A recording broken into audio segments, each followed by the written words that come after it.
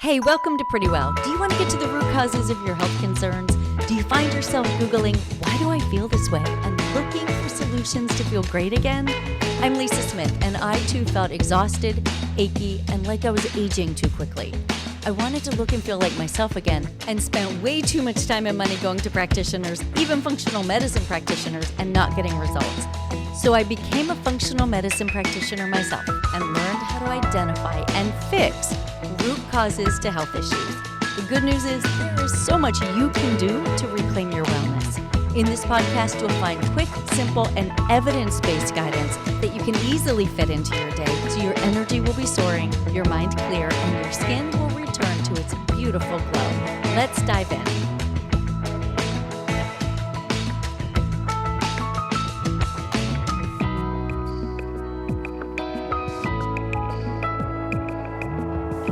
Hey, welcome back to the Pretty Well podcast. I'm Lisa Smith, and I am chomping at the bit for today's episode.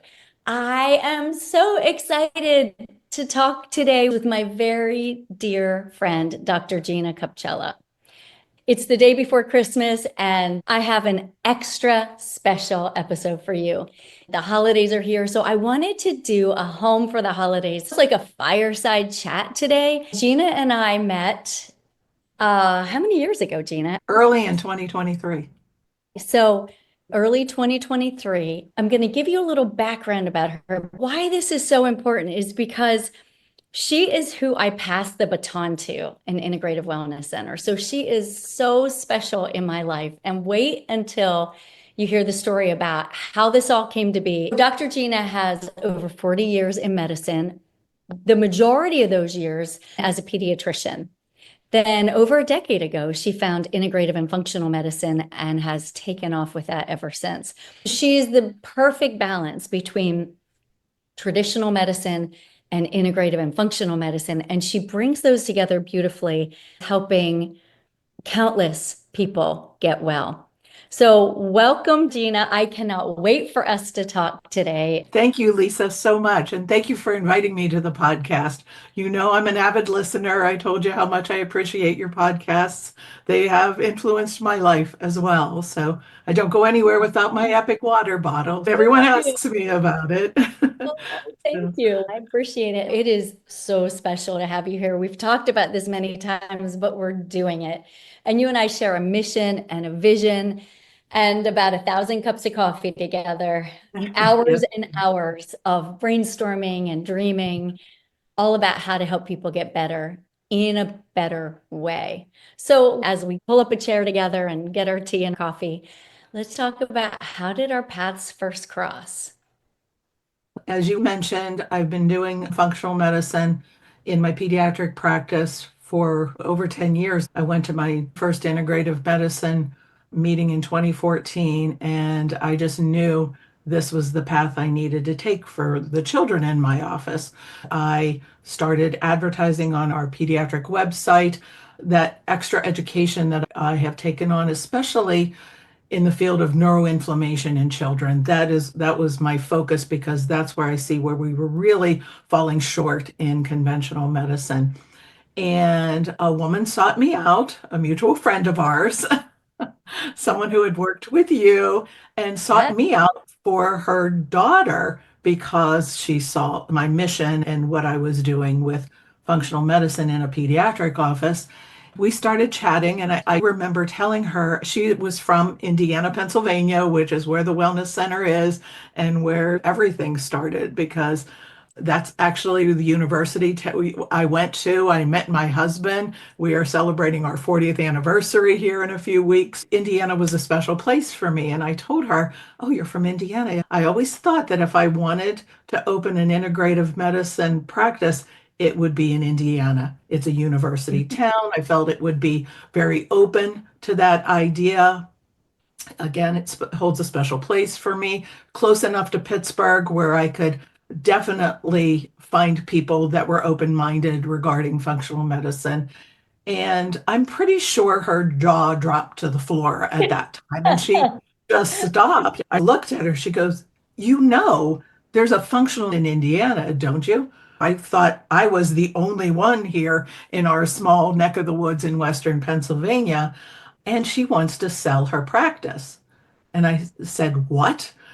And the first thought I said, well, this is very exciting, but there's no way I could be ready for this. And she said, well, you have to meet. And I said, I do need to meet her because I need to talk to somebody who's like-minded. I need that camaraderie. We go to medicines, do our education, and find our tribe in functional medicine. But when you're doing it alone, in an area like ours, it gets pretty lonely. And she gave you my contact information. You reached out, and I came to Indiana, met you for coffee, toured the office, and the rest is history. The rest is history. That's right. And she reached out to me. I bet it was that same day. I got an email from her, and she's very special too. And she It said, really is. you need to meet this doctor. She's an integrative and functional medicine doctor. She's a pediatrician. I love her. You're going to love her. You need to meet her. And then as you and I got together for coffee, the first and almost every coffee we've gotten together for since has been at least 3 hours long. And Oh, so yes. we were about 3 hours in at the Commonplace Coffee House in Indiana. Great, best coffee shop. So if you're It looking for really is. coffee in Indiana, you need to go there. But we were about 3 hours in, and you said, this is my vision of an office. And I said, all right, what's your vision? You said it was a house that's been converted into an office with a great backyard and good parking. I took a sip of coffee and I turned to you and said, Gina, I think you got to see my office. And that's what it was. When you walked in, what did you think when you walked in there? Oh my, the very first time I walked in there, and I still feel it to this day. It was 3 years since I walked in there, 2 years since it became mine. You could feel the healing energy in that office. Mhm. It just felt like a place of healing. I knew it from the beginning, and people still comment about that when they walk into the office. I give you all the credit for decorating it because once they know me, they know that could never come from me. They just Oh love my it, and God. I've made very little changes to it because it was perfect. Yeah, I remember when you walked in, you're like, this is what I'm thinking. And Mhm. it was beyond serendipity. It was wild. Like it was give you chills, Oh, chills, because what you were looking for and what I was looking to sell were perfectly aligned. it Mhm. truly was. And ended up being the right time. Certainly had a lot of trepidation. Mainly time constraints was the biggest concern. I'm so busy in the pediatric office, and I thought, how am I going to do this? But at the same time, as busy as I was in my pediatric office, all of the parents kept coming back and saying, I am so grateful for what you've done with my child. Where do I find someone to take care of me this way? And then finally I said, well, I know what I have to do. Yeah, and that timing was kind of tricky for both of us because, backstory for our listeners, they're thinking, why did you want to sell this? Because it was a great business. And you're right, a healing place. People would say that all the time. They walk in and say, this is a healing place. And I would say, yeah, it really is. It's amazing. But it was tricky because you're still working full time as a pediatrician in a very large, extremely busy group practice. And I had the dream to relocate from Pennsylvania to South Carolina. So we had these different timelines we were both looking at and saying, well, how's this going to work out? We both had faith it would work out while Right. we worked together over a year to figure out how to make that happen. But the real impetus for me, because I knew at my age, I wasn't going to be able to do this forever, but I still had a passion for it now. But I do need to balance my life. I have 6 grandchildren now who I desperately would love to spend more time with. But as in the early months of this, the university had come out with a proposal that they were on a 5-year planning mission to start a DO medical school program. And Mhm. that's when I knew that it was the right thing for me to do because I knew I needed to pay it forward. I needed to grab that next generation of doctors. And I felt like this would work very well with the mission that the DO Medical School was putting out there, that they wanted to make medicine available for all people, even in a rural area. They were focusing on rural medicine. And I thought, well, root cause medicine is the way to go. So that was my impetus to say, yes, this is where I need to be. The timing was perfect. It And really honestly, when we look at it as a DO school, that tends to be a more holistic focus as well. So it's a perfect dovetail. And you also see opportunities potentially to contribute to curricula, right? Develop. Yes, absolutely. So Well, one of your coworkers there, who is now my coworker, has a master's in nursing education, and it is her passion to teach. I'm sure we will be able to meet some of the new medical students when they matriculate, I believe, in 2027. Those that have that passion for more holistic approaches, hopefully getting them to do electives, rotations in the office, and then eventually presenting a curricula to the university. so good. I'm excited. The more we can help shape the role of healthcare in this Mhm. country, the better it's going to be. We all have a place in that to share what will really move the needle on people's health genuinely and help them get better. So back to Integrative Wellness Center. It's coming up on 2 years. We're almost at 2 years. It is. As you look back, what is one thing that surprised you most about stepping into that business? Something that you realized once you stepped in and said, okay, I knew a lot of these because I've already been practicing integrative medicine, but was there anything that surprised you? Several things, I'm sure. It's funny, being in conventional medicine, you understand a typical day of a conventional doctor. I'm still amazed at how quickly a 2 hour visit goes. I thought, oh my goodness, I only have 15 minutes with most patients in my conventional medicine practice. How am I going to fill 2 hours up? And it goes, of course. Now you're dealing with adults that have a much longer timeline of illness that we need to dig down deep with. And by the end of that 2 hours, it is the most fulfilling thing when they really open up to you and they share everything and you dig down really deep because that's the only way that we can truly heal them. Yeah. And then they have almost exposed themselves, and it's a very humbling experience as the practitioner to have someone give me that much disclosure of their life and then that much trust to help them get better. So those were the big takeaways. That's beautiful. That's very humbling that they're opening up about things that they have kept to themselves for a really long time. But as we begin to look at the full picture, we know those are some of the tap roots. And then we Of can course. begin to help dig those up and really see long-term change and improvement. So what's one common myth or misconception you would love to bust right now that people still hold about functional medicine? I have a perfect example of this, and it just happened yesterday. Even better. So I have a gentleman that I have been working with probably about 9 months now. He was in for his maybe third or fourth visit yesterday. We were going over some of his laboratory work. He's 60 years young. He came to see me 9 months ago because of some cardiovascular labs that were abnormal. His cholesterol was creeping up. He was mildly hypertensive.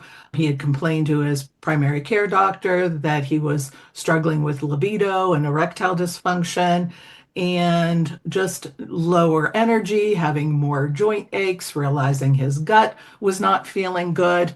And he came to his doctor, and the doctor said, well, I can give you the blue pill for that. And he took a step back and said, I'm really worried about my health. He sought me out. We dug down deep and got to the root of a lot of his gut issues, which he had been a carnivore for a while. So that probably did not serve his microbiome well at that time. But we worked on his gut, we worked on inflammation. I did a quick nitric oxide test in the office and found he was very low. So I gave him a lot more vascular support, dropped down the inflammation, and his labs looked terrific. And his cholesterol came down, his inflammatory markers came down, his gut's feeling better. He's a great patient. He took everything I said to the nth degree, followed the dietary plans, and took the supplements. The week prior to seeing me, he had a follow up with his PCP. He told his PCP. Full disclosure, I've been seeing a functional medicine doctor.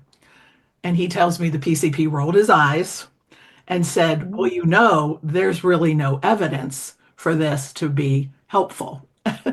The gentleman looked at him, pulled his labs, and said, I think we have the evidence right here.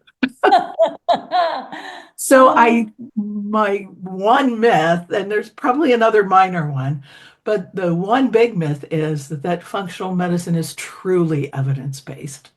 And it's the biochemistry of the root cause of illness. And conventional medicine knows this. The drug companies know this.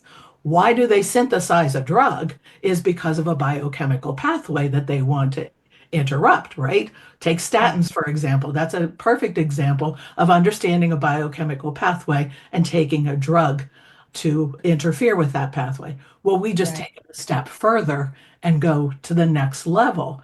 Instead of just stopping that synthesis and improving the absorption of that cholesterol, we ask the question, why is the body making that cholesterol in the first place, right? And we go down to the next level. So there is plenty of evidence of functional medicine in the right framework, in the right educational areas, like the Institute for Functional Medicine, for example, where I received my certification. I feel it is premier, and everything they do is evidence-based. So I think that is probably the biggest myth, that people are skeptical or fearful of seeking it out because of the alternative pathway of medicine that it has been framed at. But I think another really minor one is that a lot of people are still in the conventional medicine mode of thinking.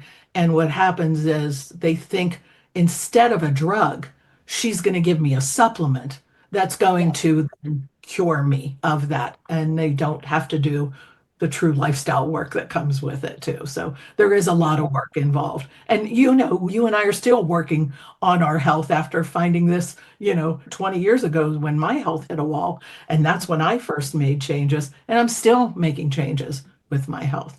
So it's a journey. There's no one magic pill. So I knew I threw a second myth in there, but I thought it was important. I'm really glad you did. First of all, thank you for sharing that is a common misconception, that it's not evidence-based, that it's placebo. A lot of those things are thrown about, and nothing could be further from the truth. But I think there's a protective nature in that, because if I'm a traditional medicine practitioner, then we can throw that out there and it becomes a smokescreen to discredit what's really happening when you practice true functional medicine. Now, the second part of what you said is so important, because there are functional medicine practitioners who maybe aren't as experienced, maybe don't have the same level of education, and they apply a conventional Western medicine approach using supplements, which I call a pill for an ill. Oh, you have this? Well, we're going to give you the supplement version of statins. Instead of, as you said, look at, why is the body making excess cholesterol? Cholesterol is protective. We know it's not something we want to bring down. We want to explore what's actually happening and figure out the root. So that is another red flag, because moving here, you can't believe how many people, once I tell them what I do and what I've done, have said, oh my gosh, can I come see you? I've been to someone here. They were very, very expensive and they didn't help me. When I start asking, well, let's talk about what's actually happening, I realize it's that model. It's that pill for an ill model. They haven't dug down to true roots, and you're never going to be satisfied with that. It's always a temporary fix. So for our listeners, if you're going to someone or considering going to someone, find out what their methods are first, how much testing they do, and how big their intake form is, how much time they spend with you.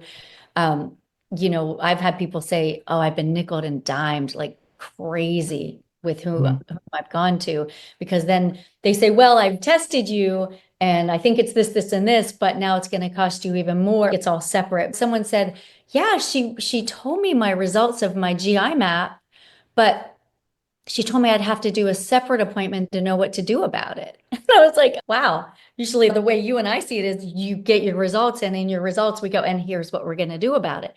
So it's a really good thing to know if someone's new to this or frustrated with functional medicine, that you need to make sure you're seeing somebody who has the right background. Correct. Now that we're talking about testing, test, don't guess, and what's the right testing. Lab work is amazing. It's still point in time and we can still get into a rabbit hole.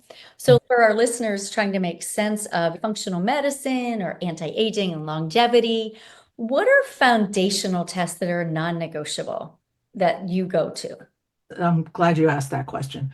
There are so many places to go. Lots of podcasts that probably you and I both listen to, which is the next tier. And these people are great. And they talk about all this latest research and the latest hacking that you want to do for your health. But the foundational labs are really where it's at for the vast majority of people. I can order a panel of labs, get a lot of information about a patient, and have insurance cover it. I start with a complete blood count and look at their iron stores and ferritin, a comprehensive metabolic panel looking at liver enzymes and how their kidneys are working. I will look at inflammatory markers and dig for some hidden autoimmune issues and a full thyroid panel. Look at basic hormones and make sure they're where they should be. And some nutrient deficiencies. I mentioned the iron, but methylmalonate, an indirect measurement of B12 and vitamin D levels. I'm always amazed at how very low they are. And so, with the chronic illnesses that patients are having and their fatigue and all of the other things they come to see me with, I have a list. I still have to work in that conventional model as far as making a diagnostic code to go with those labs so it gets covered.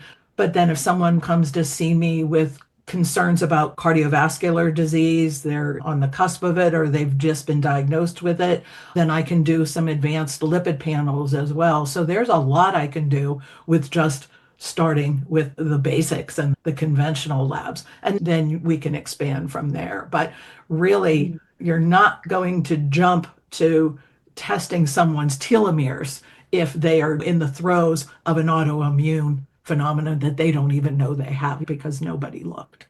So you said a lot there, but basically those are basic blood tests. We can get at any checkup, any physician's appointment, they're just basic. Your CBC, your CMP, all of those are what we normally get in an annual, and then you can drill deeper.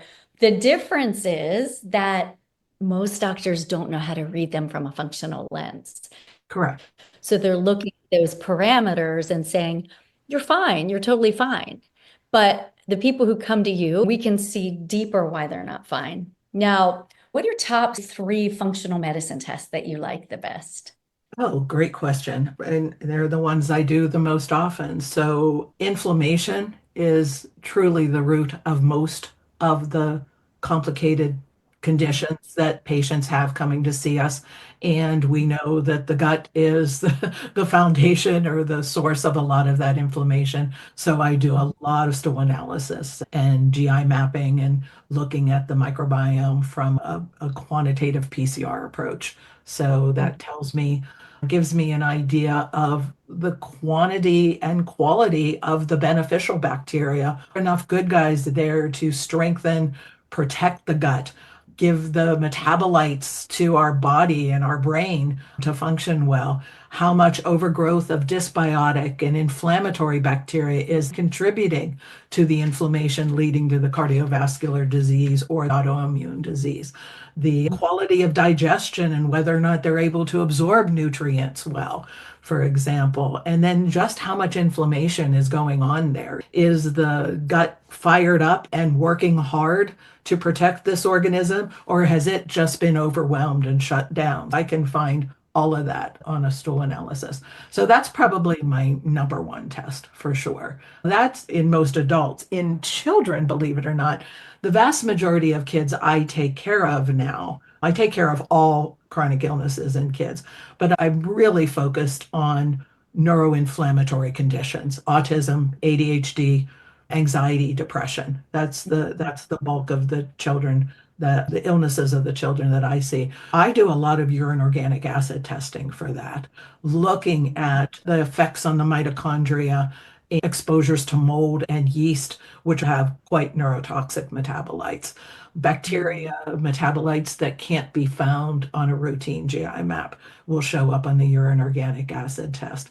Other nutrient deficiencies that would be more difficult to get in a conventional model, but mainly looking at how the mitochondria are affected. So urine Mhm. organic acid testing is really important. More commonly, I would say I'm doing a lot more genomic testing because of people coming in and their family histories. If you're going to the ultimate root cause, those genes are probably it. These are genes that we can actually do something about. They're only giving us the information on the genes where we can modify them, whether it's with supplements, diet, lifestyle, stress reduction, whatever that person needs. So that genomic testing, what risk factors, I have a lot of people that come to see me who are cancer survivors or in the process of being treated for cancer. So I want to know what their detoxification pathways are. What kind of support do they need to get toxins out of their body that could be the trigger for some of that DNA damage that triggered the cancer? And then advanced cardiometabolic panels is probably a fourth one. And that's a really common one too. So they are my next tier after the conventional labs, looking at familial hereditary reasons for hypercholesterolemia. How damaging is the cholesterol? How inflamed is the cholesterol that this person is creating? Some of those pathways that I can help with as well. Those are my big ones. So, what's one anti-aging or metabolic health principle that you find consistently makes the biggest difference? We're all bio-individual, but what you Yeah, say, this is something I love to use because it's effective at getting to root cause. you're going to agree with me, but it may not be the answer you were thinking of, but it's the diet. It's the diet, it's the nutrition. Without that, I don't think anything else is going to help someone. If they're eating an inflammatory diet, I can't get them to the next level. We have to focus on nutrition. There is an ancient Ayurvedic principle that I'm sure you've heard of, and it's been reworded in several ways, but without food, medicine is of no use. With food, medicine is of no need. I Love truly know this from a personal experience in my own health journey that the power of food is incredible. Diet is so confusing to people right now. Sometimes I listen to people and I get confused about diet as well. In one person, they're on the keto bandwagon and you see results and you're like, hey, maybe keto diet is the way to go. And then you'll hear the people who are in camp carnivore diet and they're having success with their health there. But you and I know long term on those diets are not sustainable and you are going to suffer consequences of that. Take, for example, someone on a keto diet, sure, they're going to lose weight. Carnivore diet, they're going to lose weight. But if you have the gene that makes you very vulnerable to negative effects with animal saturated fat, you're going to suffer health consequences in the long run. So I think getting the diet right is the best thing you can do for your health and longevity. hmm it's so funny. I was just talking with a healthcare practitioner yesterday, and he said he's healthy. And he said, I had this chronic issue that kept coming up that I was dealing with related to kidneys. What finally helped me was going more carnivore. And I thought, well, isn't that interesting? So, in the short term, it will, but in the long term, it's going to affect the microbiome, which is Absolutely. problematic down the road, regardless of your genetics. That saturated fat is going to be problematic either way. And the reason for our listeners is because we have the good guys and the bad guys in the gut, the good army and the bad army. The food for the good guys comes from vegetables. So if we start starving the good guys, eventually it's like a garden where you never took care of the plants and now you just have weeds and you have to get in there and dig it all up again. I can see temporary application. Same with keto. People confuse keto with paleo, right? Oh, Like, yes. oh, I'm on keto. And I'll say, oh, what are you doing? And they'll tell you paleo. So again, for our listeners, keto is very high fat, very, very high fat, very low carbs and some protein. Where paleo is, well, how about you explain it with the differences as well? Yes, right. So we have a high concentration. Fat is the predominant macronutrient in a keto diet.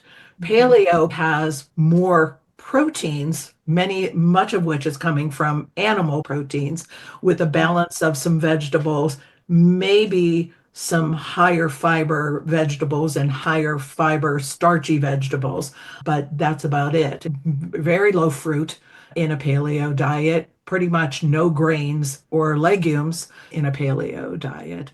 I think you and I agree on the foundational metabolic diet would be a Mediterranean diet, which then diminishes much of that animal saturated fat. You're looking more at seafood and leaner meats, smaller portions. Lots of healthy fats, though. It's surprising how much healthy fats. Some people in the Mediterranean are consuming multiple tablespoons of olive oil a day with really remarkable health benefits. A little bit of fruit, seasonal fruit, lots of healthy nuts and seeds and things like that. So I think that for the vast majority of people, focusing on a Mediterranean diet is the healthiest diet.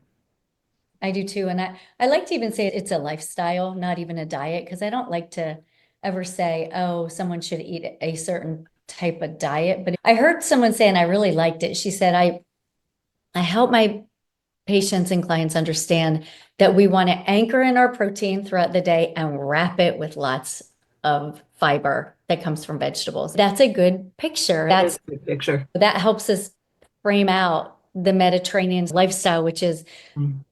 the right amount of protein throughout the day. We're getting installments throughout the day, and then we wrap it with enough fiber. If you can do some complex carbohydrates, some whole grains, great. If you can't, you can still get that from starchy vegetables. It's so much more balanced, and it provides so much nutrition, and it's simple. It's It's so very simple. simple.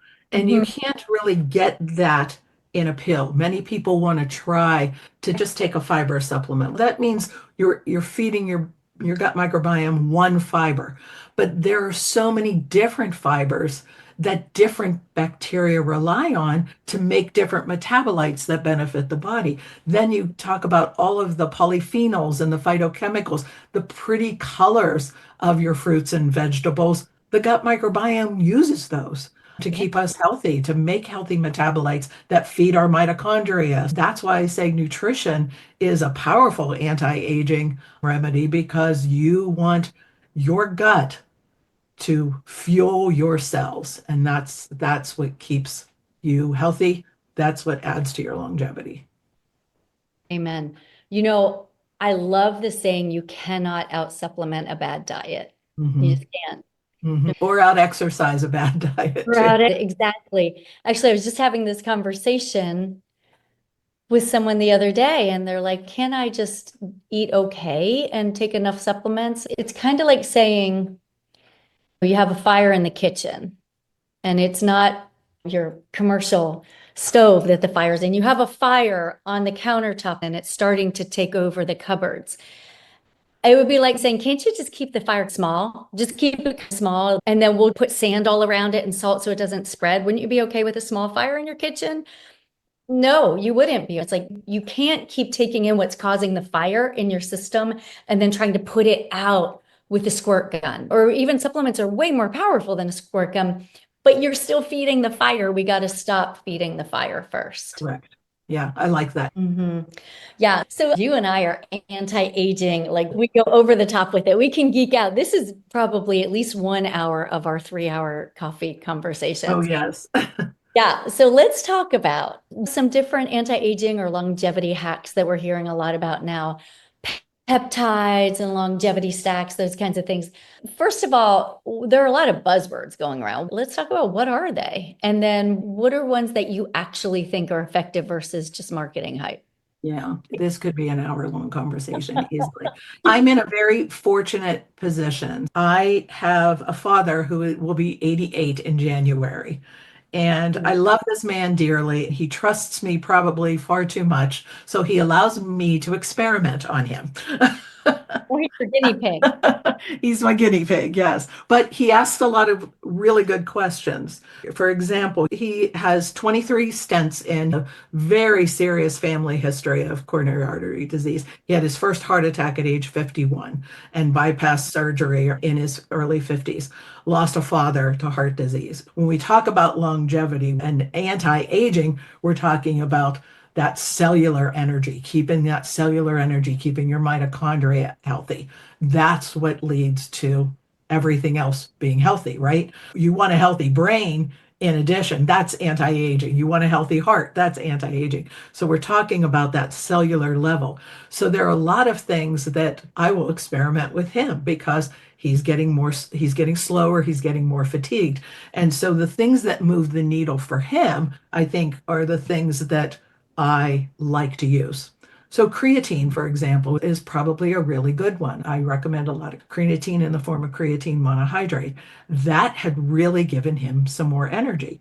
You're only going to move the needle so much because what you want the body to do is synthesize more muscle mass with that. And that helps with anti-aging as well because you're going to then build more mitochondria. So he did benefit from that. Urolithin A is another compound right now that it's been marketed and a lot of people are talking about that. That is actually a metabolite that comes from certain beneficial bacteria in our gut, but many people were missing that. But it fuels the mitochondria. So that is a really good one. And he really benefited from that a lot.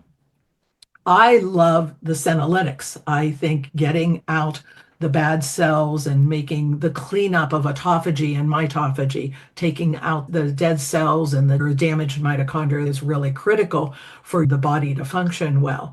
But he asked me about that, and I explained to him, I have a really high dose fisetin that I use. And when I explained to him how it takes out these quote zombie cells and the damaged aging cells of the body, he goes, well, wait a minute, I am not taking that. And I said, why not? And he said, it's because that sounds like all of my cells, and that's going to kill me. I see where you get your. But there are so many things about that, and there are newer things coming out all the time. But the basics are still the most powerful anti-aging. We talked about nutrition and exercise, hormesis, getting the body to want to get stronger for you by exercising and hot and cold therapies and intermittent fasting. That's a big one. So I think all of those are the most powerful things for anti-aging right now. Very cool. So we do know the foundational stuff's non-negotiable. Mhm. The nutrition, the physical activity to keep our blood moving and it keeps our brain healthy and young. And it detoxifies us and helps with neurotransmitters and so many things. I think all the things you and I talk about, we don't know the half of it. We just know what we know and we know it works. But I think Mhm. there's science is going to keep finding more and more benefits to these foundational things that sometimes we want what's sexy instead of, yeah, I know I'm supposed to exercise. I know I'm supposed to stop eating sugar. I know, but like, give me a cool pill, right? Yeah. The foundational stuff, non-negotiable: nutrition, exercise, sleep, stress management, mindset. And then I love the senolytics. Those are things that are newer and cutting edge. You did a nice job of telling our listeners what that means. Senolytics are those things that do clean up that autophagy. They go in and clean up what needs to be cleaned up. It's like debris in us, cells that are dying or dead, and it just cleans everything up for us. Uh, I love those. If you had one of the sexy things to add, what would it be? Would it Hmm. say someone in their, our listeners, typically range mid 30s, mid 60s, like all in. So what would be someone in our age range that we might try that you like? Probably the hormones, the bioidentical hormones. I'd have to go with that because I'm seeing younger and younger women coming to see me in their late 30s and early 40s, and I am shocked when I do hormone treatment. By the way, hormone testing would probably be up there too in this age group, right? Looking more closely at the whole steroidogenic pathway and how the adrenals are functioning and how the thyroid isn't functioning, and then how the sex hormones are. I see so many young women in their late 30s and early 40s, and their hormones are already tanking. They're still menstruating, but their hormones are very low. And I know that can really move the needle for them if we make sure they are managing their stress well and getting on some type of adaptogen or hormone replacement, whatever they need, little thyroid support. So, hormones in general and balancing those hormones is really going to move the needle for people. That's sort of the hallmark of aging. When you think about a woman going through menopause, that is such a turning point in our lives where that line that you've crossed into old age. So if Yep. you're looking at that, one of my mentors, who's a woman in her 70s, still travels all over the world giving lectures about bioidentical hormones. She actually said the oldest person she had ever started on hormones was 93 years old at the time. Oh, But oh my, then you think about it, what do they have to lose? nothing. Because estradiol is our friend. It is brain protective, it is heart protective, it is bone protective. It helps Yes. your skin. Okay. So you want it, of course, it's going to have that benefit you can visually see. And testosterone is going to help you build muscle. So you can visually see this on the outside. So you're going to have that outside anti-aging, but I'm also very concerned about the inside, keeping our brain functioning, and keeping our heart healthy. Yes. And the Women's Health Initiative study did a Mm. terrible disservice to women. Our listeners know this if they've listened for any length of time. I've had many people on talking about how estrogen is not something to be feared. It's to be managed wisely, but not to be feared. It's protective. As you said, cardioprotective, it's brain protective. It's protective of our bones. Mhm. It's really been a travesty what's been done to It women really because it's you do hit this point where everything seems to be falling off a cliff is. in midlife as a woman, and you're like, Yeah, oh my gosh, I didn't realize this was going to happen to me. It was always somebody else. correct. Me. And for those of us who were raised with moms who didn't talk about it, talk about being hit upside the head. You're like, what? Whose body is this anyway? What's happening? So I do make a point to talk to my daughter. She's in her 20s, and I'm like, listen, you got to know what's coming. You got to know because I don't want Yeah, you to flood our tsunami. It's not fun, but there's so much you can do. absolutely. Yeah. And And I reassure them, and I had to get comfortable with it myself before I realized how beneficial it would be to people. I needed to make sure I understood this more. When I first started, and you probably remember me saying, I was like, yeah, I'm not going to be doing hormones. I'm just not going to do it. I just can't go down there. Well, I was forced into it because people were coming to see me already on them and they wanted me to take them over. And I was like, well, I'm going to have to learn more about them. So I dug down deep and got certification. And it has been one of the most rewarding things to see the changes in people when they can finally sleep, when their brain is finally calm, when they don't have the heart palpitations and the hot flashes any longer, and they just feel like themselves again. It's like, wonderful. And I reassure them that you are at no more risk of getting an estrogen sensitive cancer than you were when you were making these hormones in the first place, right? Because they are bioidentical. They're not synthetic, which is what the Women's Health Initiative was using synthetic estrogens, synthetic progesterones. And we are going to monitor them to make sure they're in the right zone and that your body is metabolizing them effectively, that toxic metabolic estrogens are not building up, that you have the right detoxification pathways to rid the body mhm. once it utilizes that estradiol. That is truly life changing. And it's life changing in a way that when we hit this point of life, we start to think, oh my gosh, you're like, oh, what has happened? And is this as good as it's going to ever be? And so when you realize that there are very simple solutions that work and they're actually better for your health, and take a big deep breath and say, thank goodness, right? It's really life changing. So before we wrap up, let's talk about what you're most excited about right now. What do you see coming down the pike that you're excited about, looking forward to? Well, there's so many things. Every year I go to a meeting and someone is presenting. One of the big ones presented at our Integrative Medicine annual conference this year was total plasma exchange. And I think that there's going to be a place for that at some point for the next level treatments after the foundational things are implemented in a patient. There are going to be people where getting those toxins, and they are even showing that they can remove microplastics now, which Oh, we thought were forever things. And once they're in there, they're finding microplastics, example, in the plaque that is removed from an artery during bypass surgery. There are microplastics in it. I think getting those forever things out of a body, they're right now very expensive and there are limited places doing it, but I think that is going to expand in the future. There's a lot of excitement about that. I mm, think AI is going to take the functional medicine to the next level. Just the nuances in the blood work, the laboratory work, and the gut microbiome based on your already experiences with it. But right. AI can compile many more clinician experiences and keep a better database. There are going to be a lot more nuances in the interpretation of all of these things. AI is going to help us generate a truly personalized protocol from those nuances.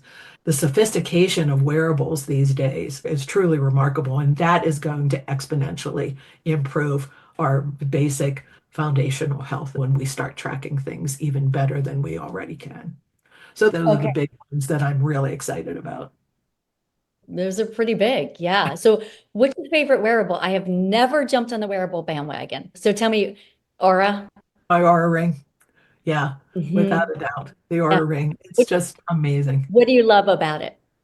I love how it helps you over time develop your chronotype so you can find your ideal sleep pattern.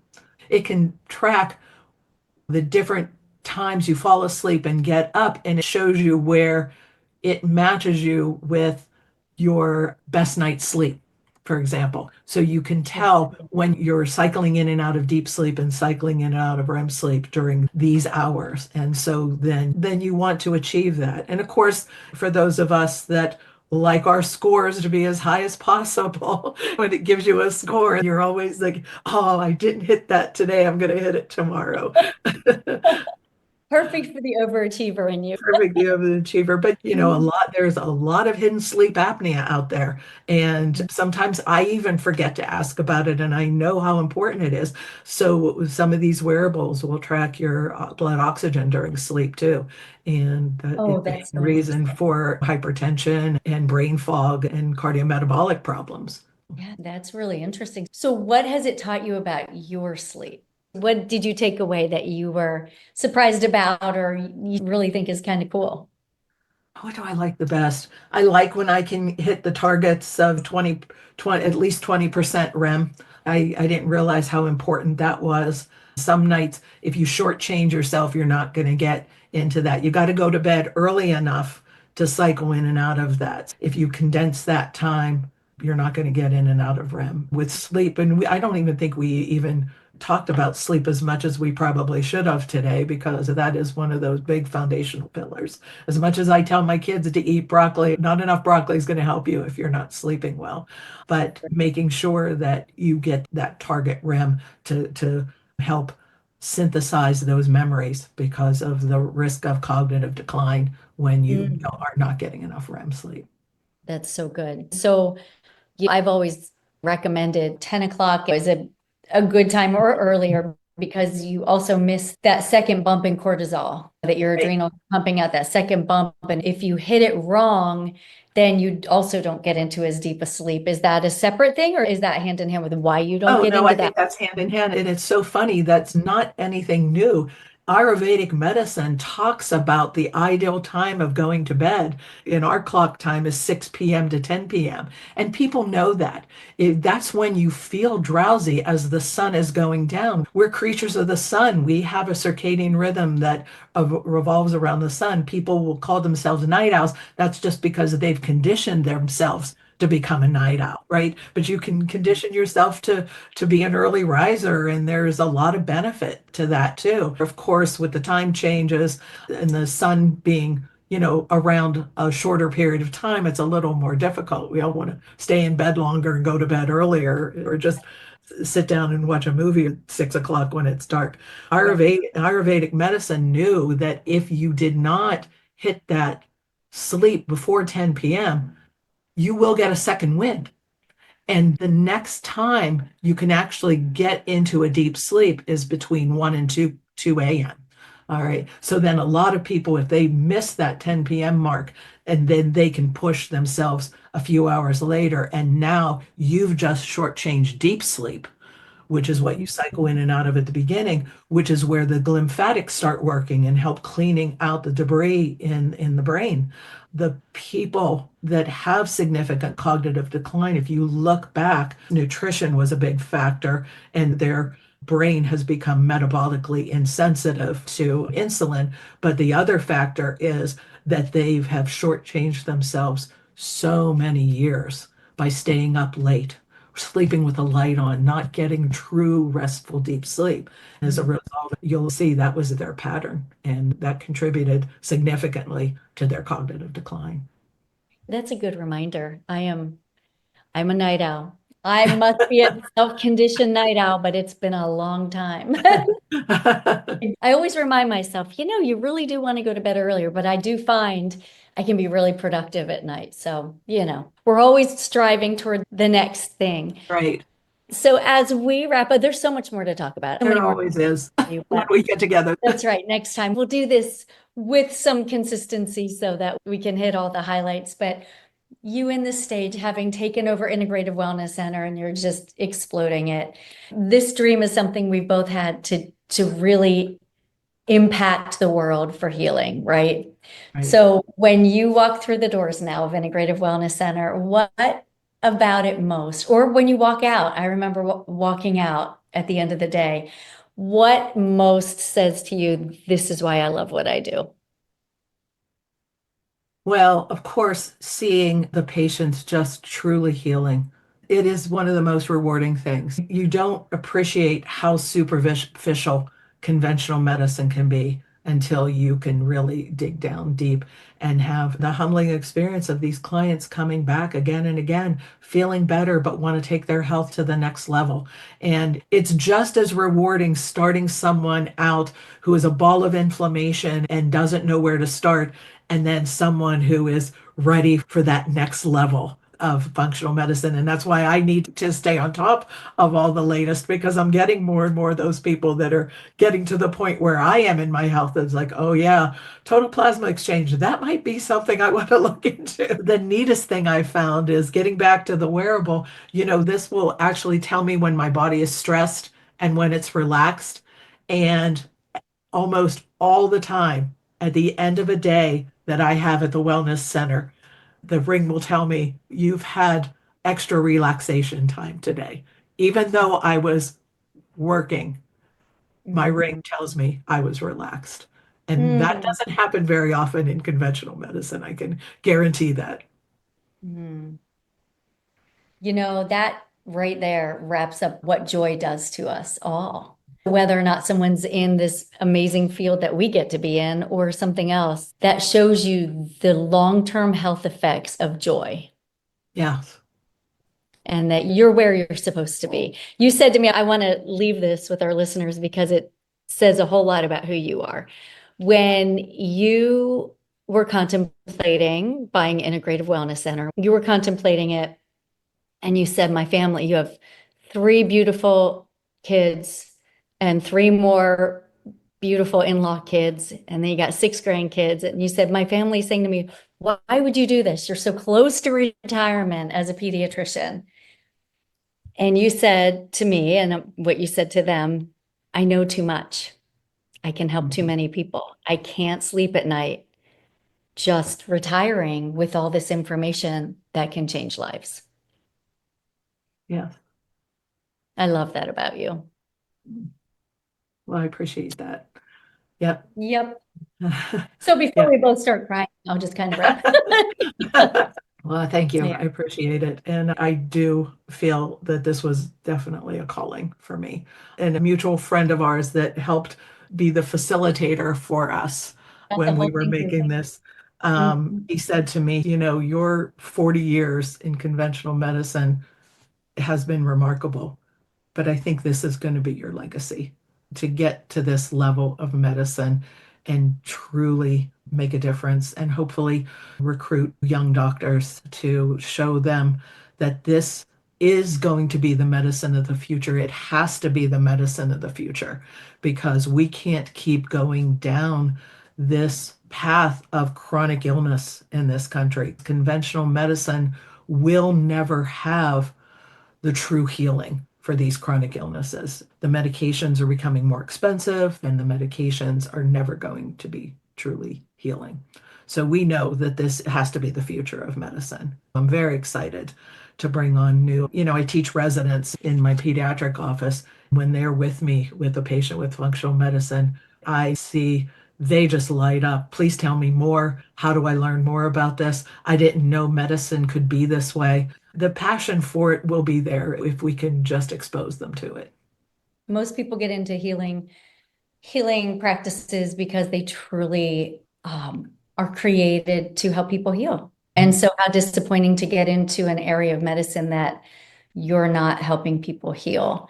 You said something, we've talked about this many times too. Traditional medicine that is medication, pharmaceutical based, has side effects. But functional medicine, with how we deal with people's chronic issues and help them, that has side benefits. Right. It's opposite. It's the opposite end of the spectrum. Yeah. I love you. I And love you too. I am so thankful that you came on today. This is a great way to head into the holidays. I wish you and your beautiful family a Merry Christmas and all of our amazing listeners a Merry Christmas as well. Thank you for inviting me. I really enjoyed this and I look forward to talking to you again real soon. Hopefully before the new year, but if not, early in the new year. Absolutely. And hopefully in person one of these days. We're kind of far apart these days. We used to be pretty close, but you're in a much warmer climate and winter is coming. That's right. We have space for you guys, so come on in. Right. Hey guys, thanks for joining us today and Merry Christmas to you. I appreciate you more than you know. I'll be back next week to kick off New Year's Eve. Until then, stay pretty well. Bye.